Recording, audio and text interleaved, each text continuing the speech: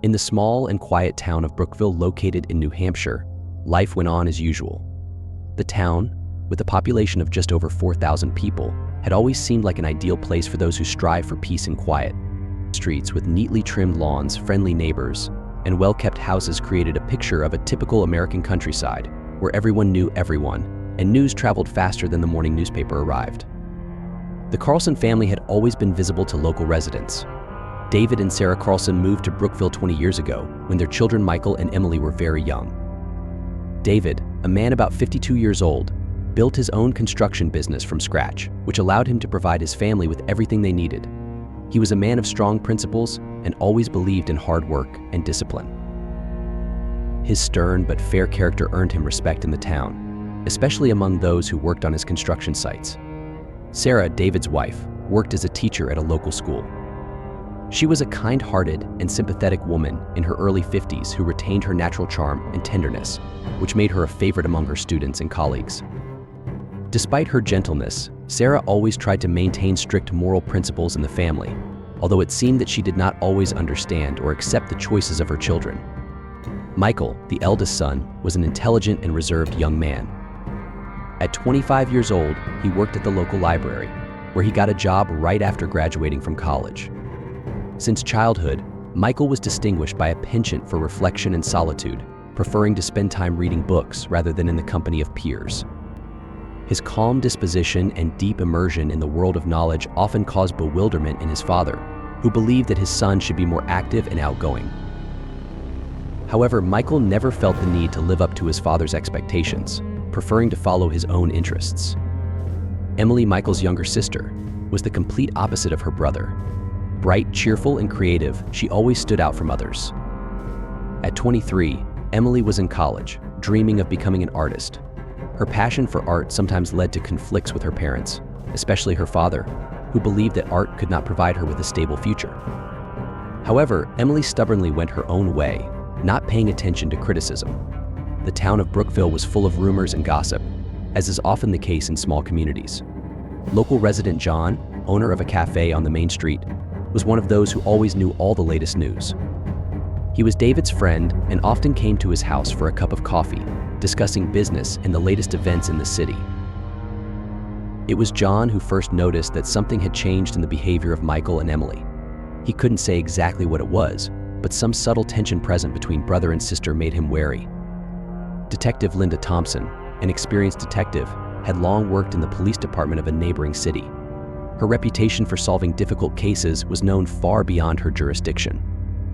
Her analytical mind and ability to notice small details that eluded others had made her an indispensable specialist in investigating the most complicated crimes. Soon, her skills would prove essential to solving the tragedy that was about to unfold in quiet Brookville. This story begins quietly, like the calm flow of a river, but soon the audience will plunge into the dark depths of forbidden feelings, secrets, and lies. Brookville, which seemed so peaceful and prosperous, will become a place where a real drama will unfold, the outcome of which will be impossible to predict. It all starts with an ordinary day when Michael and Emily decide to spend time together, but their secret connection, which they so carefully hid, begins to become more and more obvious to others. This will be the beginning of the end, the tragedy of which will soon shake not only their family but the entire town. Several weeks have passed since John, the owner of a local cafe and an old friend of the Carlson family, first noticed strange behavior in Michael and Emily. For such a small town as Brookville, any anomaly immediately became the object of attention. But this time, John was in no hurry to share his observations with others. He knew that family matters were a delicate subject and did not want to unnecessarily stir up rumors. However, suspicions began to gradually grow like a snowball. At first, these were minor moments that might seem ordinary at first glance. John noticed that Michael and Emily began to spend much more time together. This was not so unusual for a brother and sister who had always been close, but now their meetings took on some kind of secrecy. They often met in secluded places on the banks of a river, where there were almost no people in the summer months, or in an old, abandoned chapel on the outskirts of the city, where few people went. One day, late in the evening, when John was finishing his workday in the cafe, he saw Michael and Emily sitting at a table in the corner. Their conversation was quiet, their faces were serious, and their eyes avoided meeting other visitors. John couldn't hear their conversation, but the way they leaned towards each other, the way Michael lightly touched his sister's hand made him wary. There was clearly something more between them than just family affection. As they stood up to leave, John noticed how Michael hugged Emily tightly, and then, looking back, they quickly left the cafe as if trying to avoid prying eyes. These little things started to add up to a picture that John didn't want to admit. He began to think that some strange connection might have arisen between brother and sister, going beyond ordinary family relationships. But how could he tell David, his old friend, about this? How could he explain to him that his children, whom he raised with such love and strict moral principles, could be involved in something forbidden? John decided not to jump to conclusions and continued to observe. In the following weeks, he noticed how Michael and Emily avoided communication with other people, increasingly choosing solitary walks along forest paths that led to an old barn, long abandoned and hidden from prying eyes. This place, which once served as a storage area for tools and agricultural equipment, became their secret hideout. One evening, as dusk began to fall all over the city, John decided to follow them. He understood that this was not entirely correct, but the feeling of anxiety that settled in his heart did not give him peace. Hidden among the trees, he saw Michael and Emily enter the barn, after which the door closed behind them. John remained waiting, watching the building. His thoughts raced from half-formed guesses to fear of what he might see there. Time passed, but they did not leave. Sometime later, when it was almost dark, the barn door opened again, and Michael and Emily came out. There was a strange mixture of relief and anxiety on their faces, as if they had just gotten rid of a heavy burden, but they understood that the consequences of this were not yet over. John remained in his hiding place, not wanting to be seen, but what he saw only strengthened his suspicions. Returning home, John could not sleep for a long time. Thoughts about what he saw haunted him. He began to wonder whether he should share his observations with Detective Thompson, who was known for her uncompromising approach to uncovering the truth. But to do so would cast a shadow on a family that had always been an example of integrity in Brookville. The next day, John tried to talk to David, but his friend, as always, was busy with business. They met at a construction site where David was supervising a team of workers. John tried to hint at what was bothering him, but David, engrossed in his work, didn't pay much attention to it. He believed that the children were going through normal teenage angst and that it would go away on its own.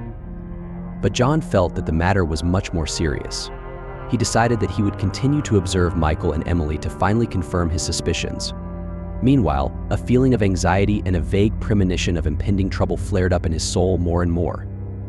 He knew that if his guesses were confirmed, the consequences would be devastating not only for the Carlson family, but for the entire city. Meanwhile, Michael and Emily continued to lead their double lives, trying to hide their secret affair from everyone, but they did not suspect that they were already being watched, and that their every action was becoming part of a large mosaic that would soon form a terrible picture of tragedy. Months had passed since John began to notice strange behavior in Michael and Emily, and his suspicions only grew stronger. Meanwhile, tension was growing in the Carlson family, which did not go unnoticed by either David or Sarah. At first, it was small details. Michael became even more withdrawn and distant than usual, and Emily, usually cheerful and lively, suddenly became nervous and irritable. Their relationship with their parents began to deteriorate, and this led to frequent quarrels. David, a man of strict principles, could not understand what was happening to his children. He tried to talk to Michael, but the conversations ended in nothing. Michael looked away and went into his room, avoiding revelations. Sarah also noticed changes, especially in Emily's behavior. At first, she thought it might be related to her studies or problems with friends, but when she tried to discuss it with her daughter, she was faced with strong resistance and distrust. Emily, always open and trusting with her mother, had changed. Emily had closed herself off, avoiding talking about her feelings, and any mention of Michael caused her obvious anxiety. Sarah felt that her daughter was hiding something but did not know how to reach her. Her heart sank with concern for the children, but she could not understand the reason for these changes. One evening, when the whole family had gathered for dinner, the tension reached its peak. David, tired of the constant silence and omissions, decided it was time to confront the issue. He turned sharply to Michael, demanding an explanation. "Michael, what's going on?" he asked, looking at his son across the table. "You've become withdrawn, avoiding work, and your mother is worried. Is something wrong? Maybe you're having problems at work or quarreling with someone." Michael, who until that moment had been intently picking at his plate with his fork, froze. His eyes briefly met those of Emily, who sat opposite him. The look was short, but it conveyed a whole range of emotions: fear, guilt, and uncertainty. Emily nervously straightened her hair, avoiding her father's gaze.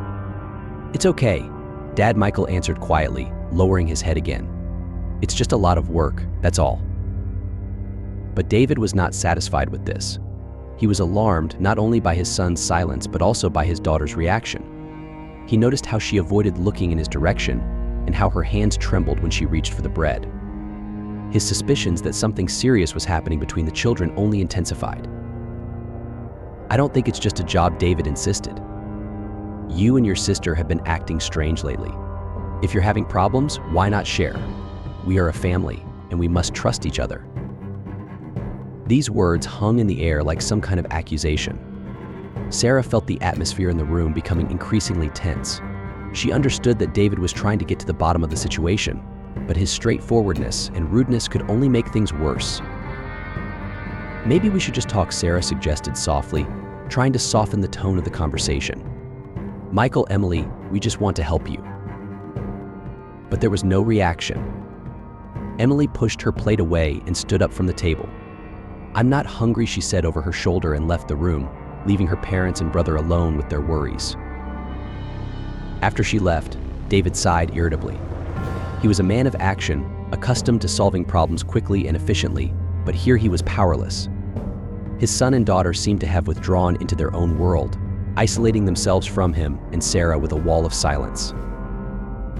Meanwhile, Tom continued to observe what was happening. He couldn't get the scenes he'd seen in recent weeks out of his head, and his worry for his friends only grew. He realized that he could no longer remain silent. One day, he decided to share his suspicions with Detective Susan Kelly, knowing that she would be able to understand the situation. Detective Kelly, known for her sharp mind and professionalism, welcomed Tom into her office at the police department. She listened to him carefully without interrupting, and as the story progressed, her face became more and more concentrated. "I'm not sure this is something criminal," Tom concluded, rubbing his hands nervously. "But something is clearly wrong. I have known this family for many years, and Michael and Emily have always been like best friends. But now it's more like something else." Kelly nodded thoughtfully, her gaze remaining cold and analytical. "It could just be a family crisis," she noted. "But I agree that there may be something more here, especially if this is due to their secrecy. I'll talk to the family, try to figure out what's going on." Meanwhile, in the Carlson household, relations continued to deteriorate. The tension between Michael and Emily became increasingly apparent. They could no longer hide their feelings as they had done before.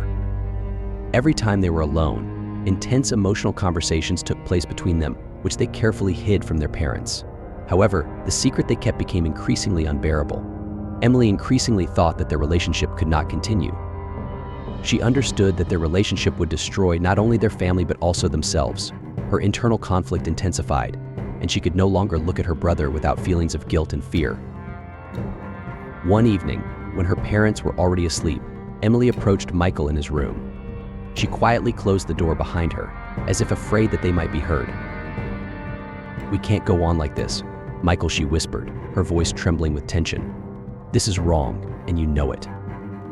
Michael sat on the edge of the bed with his head down. He understood her words perfectly but could not imagine his life without her. His feelings for his sister outgrew all possible boundaries, and he was ready to do anything to maintain their connection. "I know," he finally answered, looking up at her with eyes full of pain and despair. "But I can't lose you, Emily. We have to come up with something." These words, full of despair and fear, only intensified the internal struggle in Emily's soul. She knew this couldn't go on, that they had to stop before it was too late. But every word, every glance from her brother destroyed her resolve. The next morning, Sarah noticed Emily running out of the house without breakfast and heading towards the forest. She knew that her daughter had become more withdrawn lately, but now it seemed especially strange. Sarah wanted to follow her, but David stopped her, saying that children need space to sort out their problems. But Emily didn't just go for a walk. She headed to the very place where she and Michael spent a lot of time together, the old barn. She knew she had to make a decision that would change their lives, a decision that would determine their fate and the fate of the entire family. the transition to a critical point in the lives of Michael and Emily was inevitable. Their secret romance had reached the stage where they could no longer pretend that everything was under control. The realization that their feelings were forbidden destroyed them from the inside. There was tension in every look, in every word, and this tension slowly but surely pushed them to the edge of the abyss. Emily, feeling that the situation was getting out of control, decided that they had to do something drastic. The meeting in the old barn was to be a turning point in their lives. She thought about leaving with Michael, starting a new life somewhere far away where no one would know them or judge them for being together. This idea seemed like salvation to her, but at the same time, it was madness. When Emily entered the barn, she saw Michael sitting on the floor, hunched over and lost in dark thoughts. His face was pale, and his eyes were full of melancholy and fear.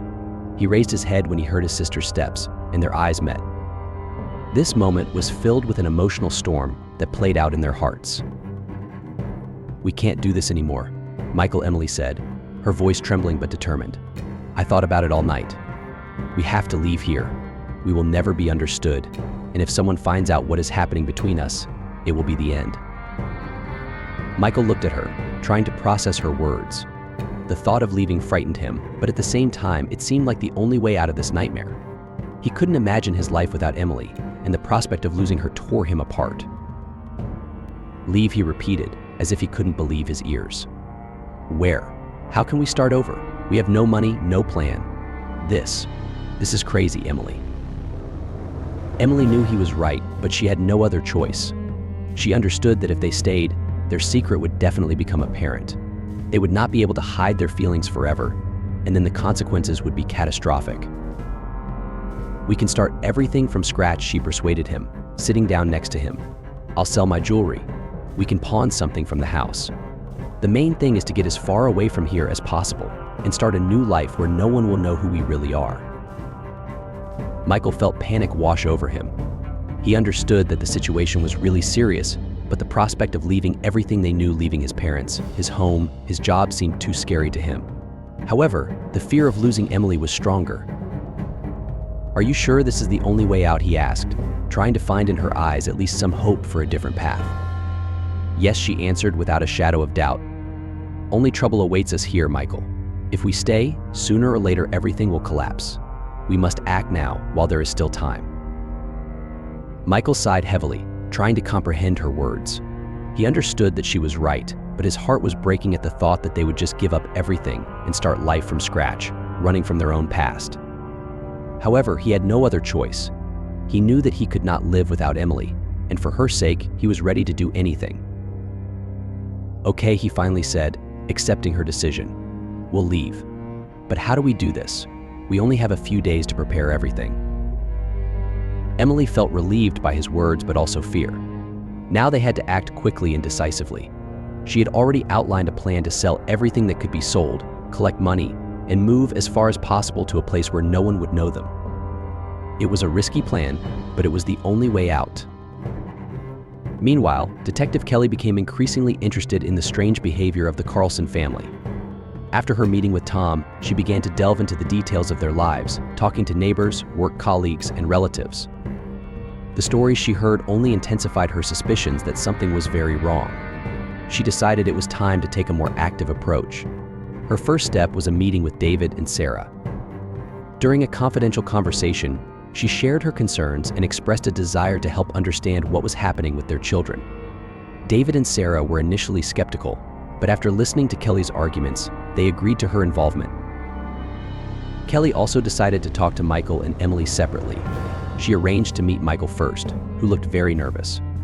The conversation was tense and unproductive, but Kelly noticed how Michael tried to avoid direct answers, and his gaze wandered around the room as if he was afraid of something. She decided not to put pressure on him, giving him time to open up, and focused on Emily instead. The meeting with Emily was equally difficult. The girl was noticeably tense, her answers short and evasive. Kelly felt a hidden fear and uncertainty in her voice. She also noticed how Emily carefully chose her words, avoiding direct answers to questions about her relationship with her brother. It was clear to Kelly that Emily was hiding something, but she was still unsure of what exactly. The detective decided not to push too hard, choosing a softer approach. She left her contact information with Emily, suggesting that she could contact her anytime if she wanted to talk. After these meetings, Kelly realized that something much more serious was happening between Michael and Emily than it seemed at first glance. She decided to continue her investigation, delving deeper into the details of their lives and trying to uncover the secret that the siblings were so carefully hiding. They moved silently like shadows, but their hearts beat like drums, foreshadowing the coming disaster. They were about to leave through the back door when they heard footsteps on the stairs. It was David, their father. He stood in the way, his face expressing a mixture of surprise and suspicion. "Where are you going?" he asked, looking at their suitcases. At that moment, the tension that had been building for many months reached its climax. Emily froze, not knowing what to answer, but Michael, realizing the seriousness of the situation, took a step forward. "Father, we're leaving," he said firmly, trying not to show his excitement. "We can't stay here any longer." David frowned, his gaze becoming stern and cold. He felt that his children were hiding something serious, but he couldn't let them just leave without explaining themselves. "You can't just up and leave," he said, his voice full of determination. "What's going on here? What are you hiding?" These words, full of suspicion and reproach, caused a wave of indignation in Michael's soul. He felt fear give way to anger. Their father didn't understand what they had been through, and his attempt to stop them only made Michael want to run more. "We're not children anymore," Michael snapped, taking another step forward. "We will decide for ourselves what is best for us." But David was not going to back down. His children, whom he had raised with such love and severity, now stood before him as strangers, ready to reject everything he had taught them. He felt that he was losing control of the situation, and this caused him fear and anger. "I won't let you leave until you explain what's going on," he said firmly, feeling the tension between them growing. Emily, standing behind Michael, realized that the situation was getting out of control. She knew that if they didn't leave now, they would never be able to do so. Terrible thoughts flashed through her head, and at that moment, she realized that she was ready to do anything to keep their secret. She took a step forward, placing a hand on her brother's shoulder to stop him, but her gesture was perceived as a signal to action. Michael, feeling his sister's support, jumped up and, driven by despair, pushed his father. Everything happened in the blink of an eye. David lost his balance and, before he could grab the railing, fell to the floor, hitting his head on the edge of the wooden step. The sound was dull and eerie, like thunder in the middle of silence. Emily screamed, rushing to her father, but it was too late. Blood began to ooze from the back of his head, leaving a dark stain on the floor. David didn't move anymore. His eyes glazed over, and the life slowly drained from his body. At that moment, their world completely collapsed. Michael, realizing what he had done, froze in place, unable to believe what had happened. His mind refused to accept reality, but the blood on his hands and his father's lifeless body said that turning back was no longer possible. Emily, gripped by horror, tried to shake her father, hoping that he would wake up, that this was just a nightmare, but it was all in vain.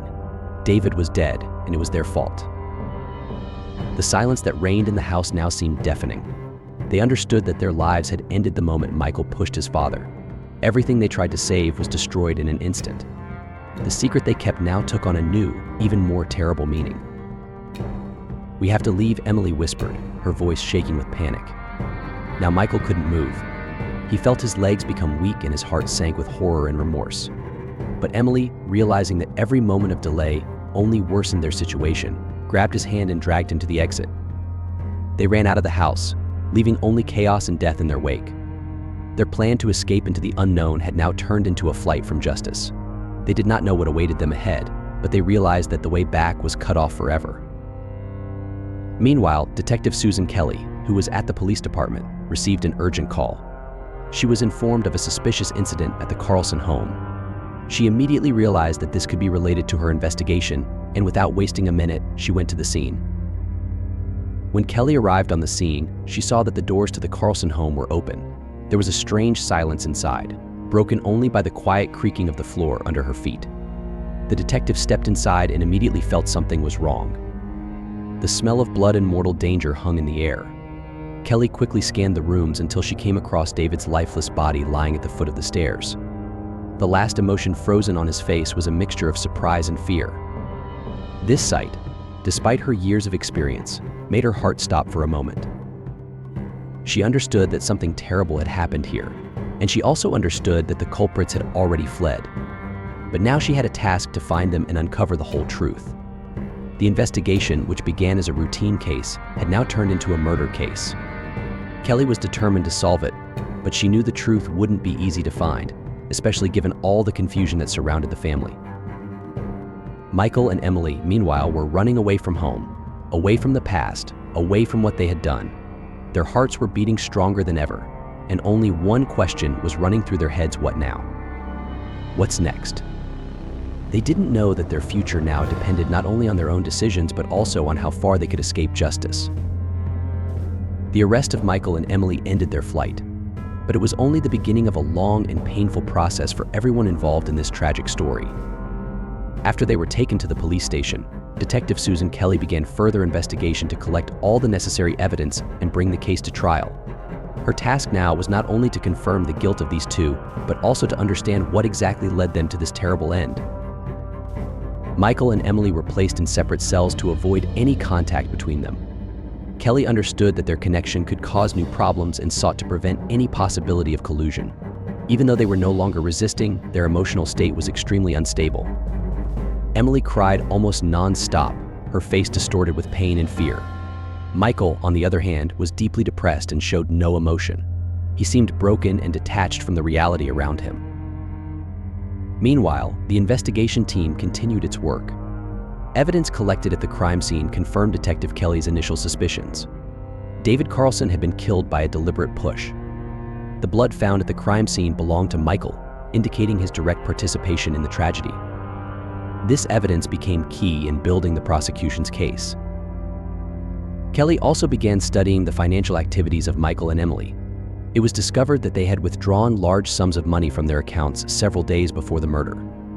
These actions confirmed the assumption that their escape was pre-planned. All these facts added up to a single picture, suggesting that David's murder was not an accident, but the result of a long and painful process that led to a tragic end. Kelly interviewed other family members, including Sarah Carlson, who was completely devastated by the incident. The loss of her husband and the arrest of her children became an unbearable blow for her. She remembered moments when she noticed changes in the behavior of Michael and Emily, but she could never imagine that it would end this way. Her words and memories only strengthened the detective's suspicions that the relationship between brother and sister was far from ordinary. The investigation moved quickly, and the case was soon brought to court. Kelly prepared all the necessary evidence to make the case as strong as possible. The trial attracted national attention. People discussed this case, trying to understand what could have pushed two young people to commit such a terrible crime. The story, which began as an ordinary family conflict, turned into a nightmare that affected not only the participants themselves, but also the entire small town in which they lived. During the trial, all the evidence was presented: fingerprints, financial transactions, eyewitness accounts, and of course, examination results. All this proved the guilt of Michael and Emily. The judge hearing the case was adamant. He understood that before him stood people whose lives had been destroyed not only by murder but also by the secret they were trying to hide. The verdict was passed quickly. Michael and Emily were found guilty of murdering their father. The judge sentenced them to long prison terms without the possibility of parole. This decision was made taking into account all the circumstances of the case, but it left an indelible mark on the hearts of those who were close to this family. For Sarah Carlson, it was the end of her world. Having lost her husband and children, she was left alone in a house that now seemed empty and cold to her. Memories of happy days when her family was together haunted her, reminding her that things could have been different. She could not find consolation and continued to live with a feeling of guilt that she could not see and prevent this tragedy. Michael and Emily were sent to separate prisons to avoid any contact between them. They spent the rest of their days in isolation, wondering what had brought them to this point. Their secret love, which once seemed like the whole world to them, had now turned into a prison from which they could no longer escape. Detective Susan Kelly returned to her office and continued her work.